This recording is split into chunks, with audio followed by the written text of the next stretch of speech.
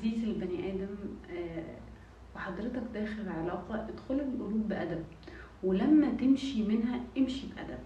بلاش النهايات السخيفة، بلاش النهايات المفتوحة، بلاش النهايات اللي يبقى الشخص فيها مش عارف هو مين ولا هو ايه ولا هو اتساب ولا لأ، وتسيب حياته معلقة عشان انت ضعيف ومش عارف بس تواجه، مش عارف تقوله انا مش قادر اكمل، او انت علقته وسبته ومشيت، او هي دي لعبتك اللي بتعملها على طول لمجرد تملى عندك احساس بالضعف او احساس بالرفض، فتنقي ان كان ولد او بنت ينقي بنت مميزه، او ولد او بنت تنقي ولد مميز وتصطادوا وبعد كده ترميه. يعني خلينا محترمين، او روحوا اصطادوا اللي شبهكم، بلاش تدمروا بيوت وقلوب بسبب ان انت شخص مريض.